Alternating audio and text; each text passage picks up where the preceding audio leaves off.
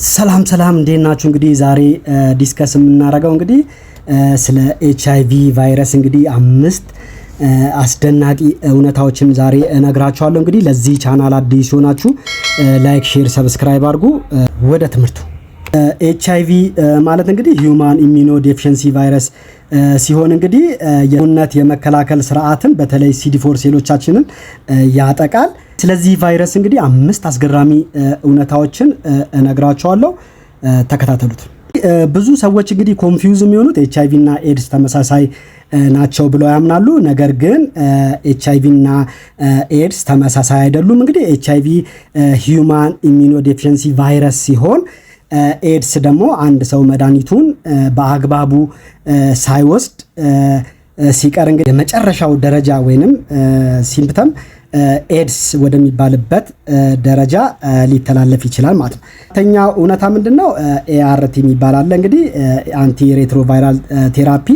ይሄ ኤአርቲ የሚባለው ድራግ እንግዲህ የኤችአይቪን በከፍተኛ ደረጃ የመራባት እድሉን ወደ 0 የሚቀንስልን መድኃኒት ነው። እንግዲህ ይህ መድኃኒት እንግዲህ በትክክል ከተወሰደ ቫይረሱ በደማችን ውስጥ እንግዲህ አንዲቴክተብል ወደሚሆንበት ደረጃ ሊታይ በማይችልበት ደረጃ ልንቀይረው ወይንም ልናሸጋግረው እንችላለን ማለት ነው። ሶስተኛው እውነታ ምንድነው? እንግዲህ ኤችአይቪ ከእናት ወደ ልጅ አይተላለፍም። እንግዲህ ይሄ የማይተላለፍበት እናትየዋ መድኃኒቱን በትክክል ከወሰደች ልጁ በተፈጥሯዊ ሁኔታ እንኳን ቢወለድ ከቫይረሱ ነፃ ሆኖ ሊወለድ ይችላል። ሁለተኛው እውነታ ምንድነው? በመጀመሪያ የበሽታ ደረጃ ወይንም ኤችአይቪ ወደ ደማችን ውስጥ ከገባ ጀምሮ እስከ 10 ቢሊዮን ቫይረስ በቀን ውስጥ ይመረታል። በቋሚነት ደረጃ እንግዲህ ሕክምና ሳይደረግ ከቀረ እንግዲህ በቀን ውስጥ እስከ 1 ቢሊዮን በቀን ውስጥ ሊባዛ ይችላል። እንግዲህ ይሄ ቫይረስ በቀን ውስጥ እንግዲህ የዚህን ያህል ቁጥር መራባት ከቻለ እንግዲህ ነጭ የደም ሴላችን በከፍተኛ ደረጃ ይወድማል። ኤአርቲ መድኃኒቶችን እንግዲህ የምንወስድ ከሆነ ይህን የኤችአይቪ የመራባት እድሉን ወደ 0 መቀነስ እንችላለን ማለት ነው።